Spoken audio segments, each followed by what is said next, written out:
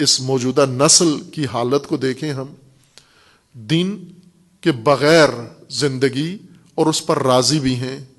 یہ اس وجہ سے ہے کہ دین کی حکمتیں معلوم نہیں ان کو. یہ سمجھتے ہیں کہ دین کے بغیر بھی زندگی تو زندگی ہے، دین ہو تو بھی زندگی ہے، دین نہ ہو تو بھی زندگی ہے. یہ دین اور بے دینی کو گرمی اور سردی کی طرح سمجھتے ہیں کہ گرمی ہو تو بھی ہم ہی ہیں، سردی ہو تو بھی ہم ہی ہیں. یہ دین کو موسم کی طرح سمجھتے ہیں کہ جیسا موسم ہو بالآخر ہم تو اپنی زندگی گزار رہے ہیں. معلوم نہیں ان کو کہ نہ، دین کے سائے میں اور زندگی ہوتی ہے اور دین سے باہر اور زندگی ہوتی ہے. دین کے سائے میں انسان کی شخصیت کچھ اور ہوتی ہے اور دین کے بغیر انسان کی شخصیت کچھ اور ہوتی ہے. دین کے تحت انسان کی عاقبت کچھ اور ہوتی ہے اور دین کے بغیر انسان کی عاقبت کچھ اور ہوتی ہے.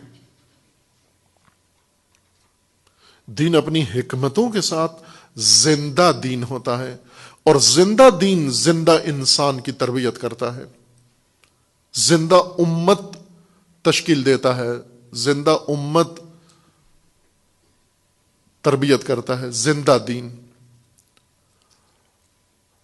ہر گھر کے اندر بچوں کی تمنا ہوتی ہے کہ ہمیں خدا بچہ دے. خوب کیسا بچہ دے؟ صحیح و سالم. مردہ بچہ تو کوئی بھی پسند نہیں کرتا. ہو جاتا ہے بعض گھروں کے اندر بے احتیاطی کی وجہ سے، بیماری کی بنا پر یا کسی اور موروثی عامل کی وجہ سے جو بچہ پیدا ہوتا ہے وہ مرا ہوا ہوتا ہے.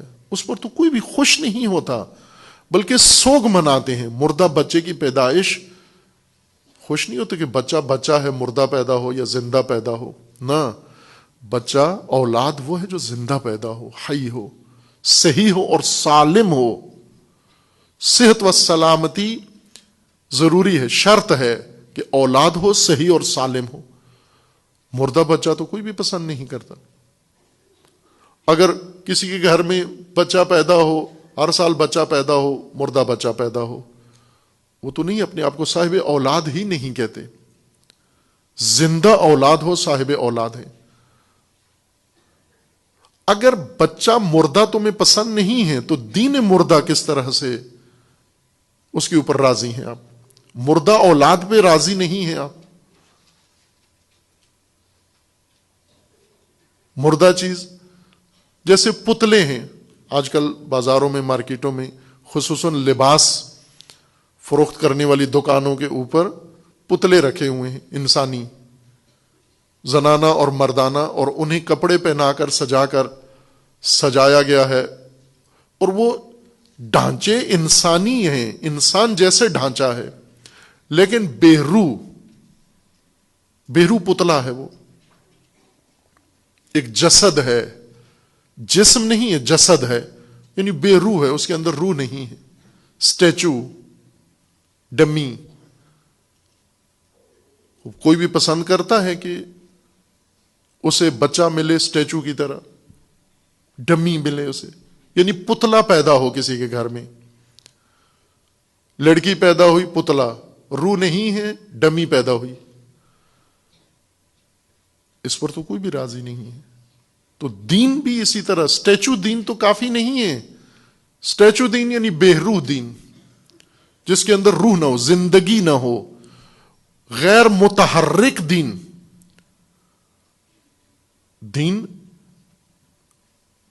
ایک قوت کا نام ہے، جس طرح علامہ اقبال توحید کے بارے میں رکن دین کے متعلق فرماتے ہیں کہ زندہ قوت تھی زمانے میں یہی توحید. کبھی توحید ایک طاقت کا نام ہے، توحید ایک قوت کا نام ہے، اور کسی زمانے میں یہ قوت سمجھی جاتی تھی، طاقت سمجھی جاتی تھی. آج فقط ایک مسئلہ علم کلام، آج فقط ایک اسٹیچو ہے. دین ہے بے روح. بے روح دین کے نتیجے میں امت بھی ہے اور بے روح انسان بھی ہے. بے روح، روح کے بغیر. دین تحرک کا نام ہے، دین حرکت میں لانے والی قوت کا نام ہے. جب انسان دین کو اپناتا ہے حرکت میں آ جاتا ہے. کون سی حرکت؟ کمال کی حرکت. اپنے کمال تک پہنچنے کے لیے فوراً تحرک شروع ہو جاتا ہے.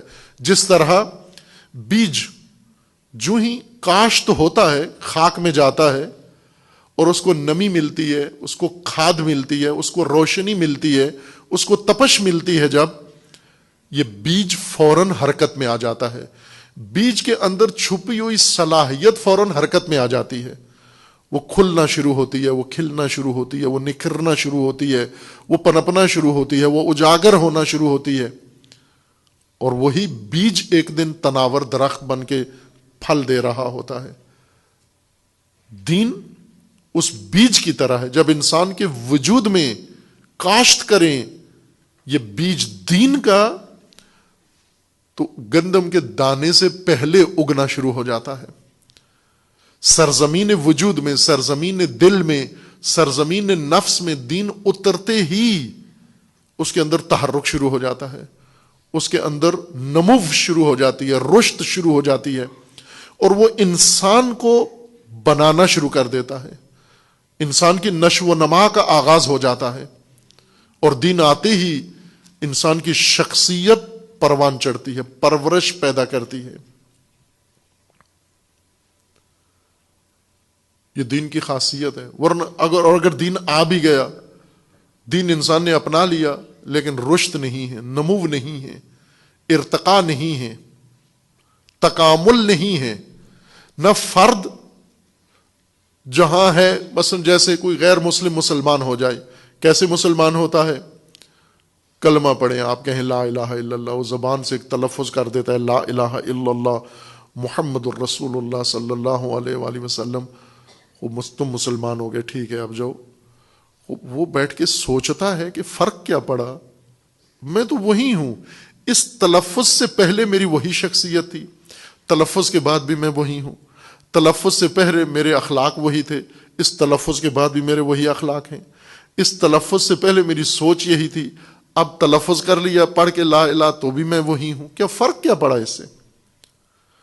صرف ایک جملے کا فرق پڑا. یعنی اسلام اور کفر میں یہی فرق ہے، ایک تلفظ کا فرق ہے.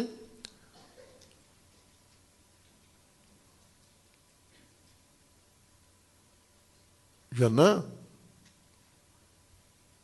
جب انسان مسلمان ہوتا ہے تو ایسے ہے جیسے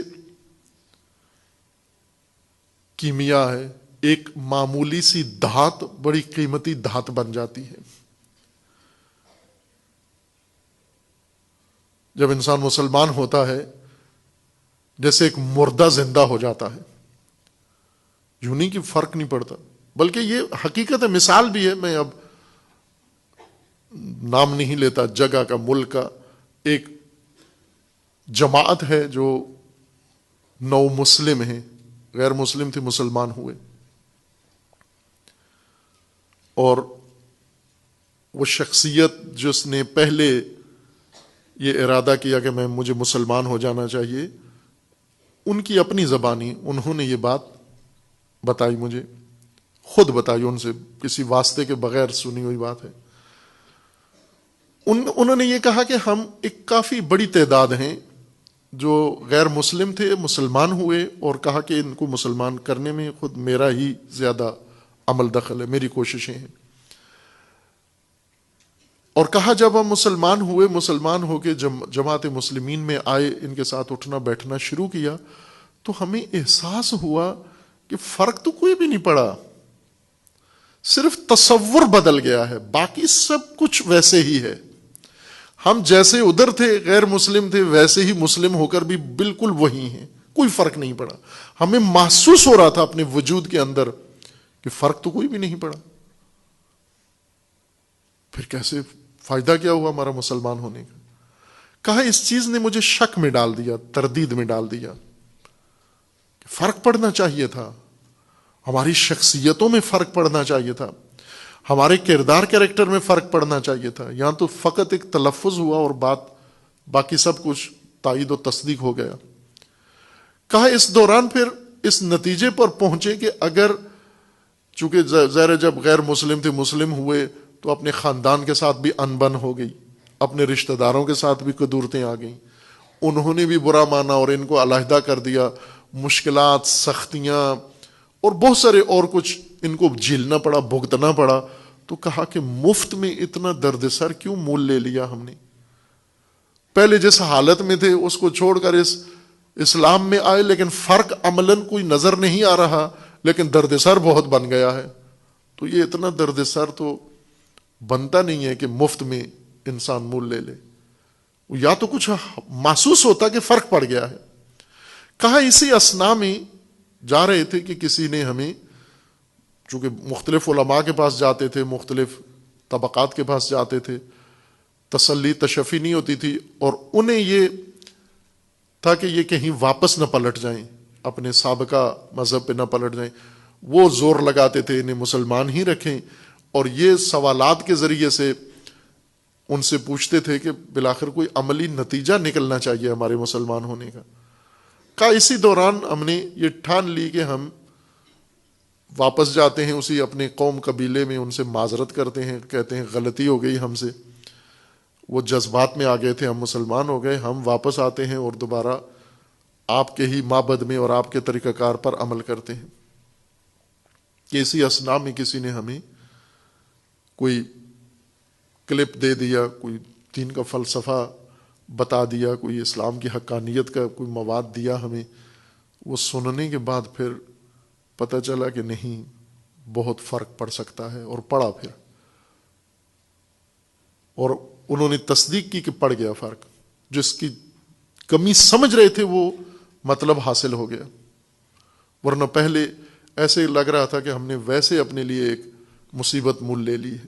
اب جی کرتا ہے کہ نہ، اب جتنے مصائب آئیں ہمارے اوپر ہمیں اور زیادہ لذت محسوس ہوتی ہے۔ کیوں کہ جس کی خاطر یہ مصائب ہیں وہ بہت لذیذ راستہ ہے، وہ دین، وہ راستہ حق راستہ ہے، اس راہ پر جو کچھ ہونا ہے ہو جائے۔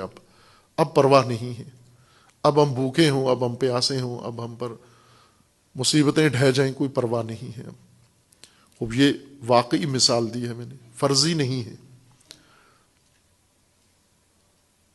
وہ لوگ ابھی موجود ہیں، ان سے ملا جا سکتا ہے، ان سے رابطہ کیا جا سکتا ہے، لیکن خود ان کی خاطر کے نہ ہو، وہ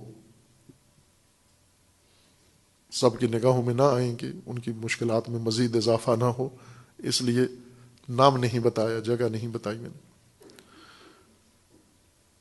جب تک حکمت دین نہ سمجھ میں آئے، دین سمجھ میں نہیں آتا۔ مسلمانوں کے اندر قدیم سے ایک بہت معرکۃ الآراء جھگڑا رہا ہے تاریخ میں، تاریخ دین میں، تاریخ علوم دین میں بہت بڑی نزاع۔ جس طرح آج کل ہے نا کچھ مذہبی جھگڑے ہیں، آپس میں مسالک کے آپس میں جھگڑے ہیں، جس طرح شیعہ سنی ان کے آپس میں جھگڑے ہیں کہ یا علی مدد کہیں یا نہ کہیں، شیعہ کہتے ہیں کہیں، دوسرے کہتے ہیں نہیں کہیں، جائز ہے۔ اس طرح کے جھگڑے بہت ہیں۔ اہل سنت کے آپس میں جھگڑے بہت ہیں کہ نماز میں رفع یدین کریں یا نہ کریں۔ وہ ایک مسلک کہتا ہے کریں، ایک کہتا ہے نہیں کریں۔ اور اہل سنت کے مسالک میں ایک اس وقت پاکستان کے اندر بہت بڑا جھگڑا یہ پڑا ہوا ہے کہ جب جماعت کے ساتھ نماز پڑھ رہے ہوں اور امام جب پڑھے سورہ فاتحہ والضالین، تو آیا آمین اونچا کہنا چاہیے یا نہیں کہنا چاہیے؟ ایک مسلک کہتا ہے اونچا کہیں، اگر اونچا نہیں کہا تو جہنم چلے جائیں گے۔ دوسرا کہتا ہے نہ، اگر اونچا کہا تو جہنم چلے جائیں گے، بلند آواز میں نہیں کہنا چاہیے۔ یہ بہت بڑے اس وقت جھگڑے ہیں پاکستان کے مذہبی جھگڑوں میں، یہ سر فہرست ہیں۔